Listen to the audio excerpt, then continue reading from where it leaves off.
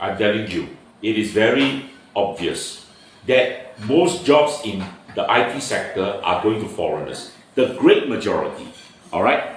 And why do you think I am so against stupid treaties like SECA?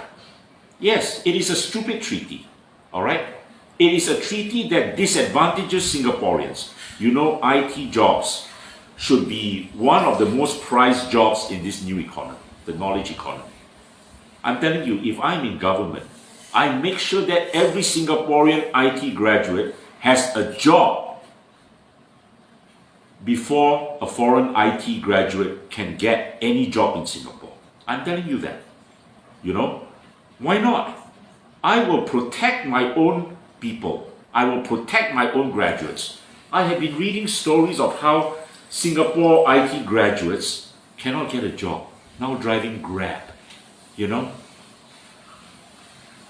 Let's have some common sense and some decency. A government is elected into power to look after its own people. Don't always come and give me the hogwash that we have to be open and that foreigners can take jobs over Singaporeans, all right? I refuse to accept that. Hui Hui, you don't contribute to CPF, right?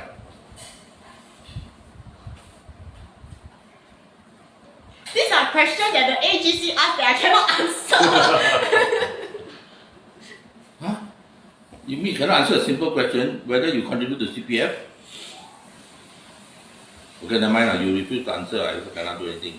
Okay, Tian, since Hui refused to answer, I got to ask this question of you, right? You know the contributions to CPF a year, okay, according to the latest figures, right, is 44.7 billion. That means all the people who work, they contribute 44.7 billion to the CPF a year, okay? Now, then of course, people make withdrawals for all kinds of things, withdraw when they retire, withdraw to pay for housing, withdraw, okay. The withdrawals is about 20 billion. So that means what? That You see, every year that means on CPF alone, the government is enjoying a net inflow of about 20 billion, right? Is that correct? About that. Yeah, about that, yeah. About that. All right? So, you know, this doesn't only happen to CPF. I believe it also happens in the medical field, where Singaporeans' overall contribution to MediSave a year exceeds actually the outflow for medical expenses by the government. And yet we are told, oh, we have to increase GST because of an aging population. Don't come and give me theoretical arguments, all right? You look at the pure empirical evidence. You tell me, how is government being in deficit as far as medical cost is concerned? And don't come and give me all the nonsensical argument, oh, we are an aging population, we got to make sure that we have enough, money to take care of people in the old age. Look here, my friends.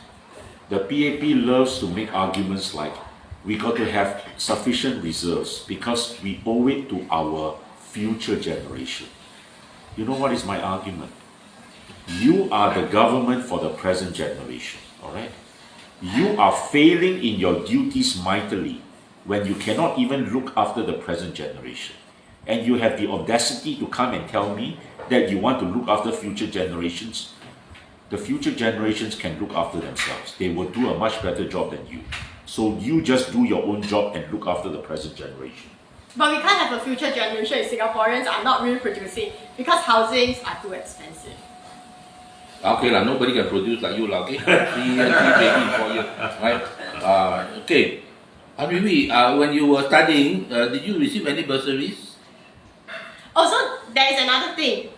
Is that, do you know that the government has this CDA account for the current generation of babies that are being born? So in this CDA account, the government has recently published a new propaganda and sent letters to all the parents just recently, like this week. Okay, so they have this assurance package and they say that money are being given into the children's CDA as well as the CPF account. But this money inside this CDA account will actually be transferred into something like our EduSave or post-secondary school account. And this money after their secondary school will be then transferred into their CPF account. So all this money will eventually end up in their CPF. But of course, a lot of parents are saying that the money in this account, which the government is saying that this is under the baby bonus scheme where every child gets $3,000, this amount of money will actually be spent off after they spend their lives in the childcare. Because in Singapore, childcare in Singapore is about $2,000. And for those who manage to get subsidy, it will go low to about $800 a month. And giving $3,000 where it is $8,800 a month, they just spend it off within like the year itself. So this is why childcare and children and babies are expensive in Singapore. And not only that, the government publicized itself like we are taking care of the future generation. We give them this $1 top up if let's say they put money into this CD account. But this $1 doesn't apply on other money that the government actually put in. It only works if the parent put in additional new fund by themselves. And how much parents are actually putting in?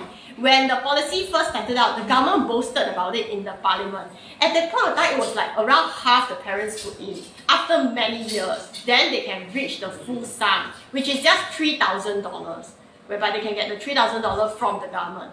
And right now, the government is silent about this CDA $1 matching policy. Why is the government silent about it? Is it because a lot of families, after they have babies, they can't even afford this $3,000? They don't even have $3,000 cash in their bank. You know, I want to add something to what Hui Hui has just said. My fellow Singaporeans, and I've said this many times, you know our TFR today stands at 1.12.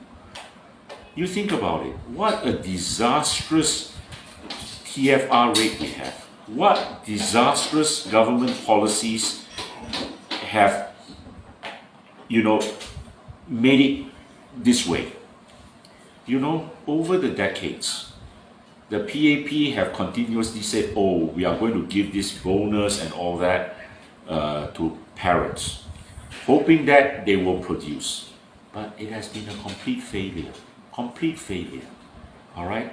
Even Lee Kuan Yew was a complete failure on this. Let's not mince words about it. All right? Yeah? Why?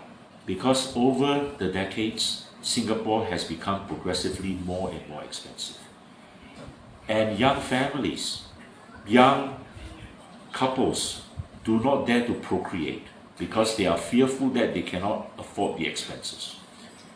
And yet, every year we are importing all these foreigners in.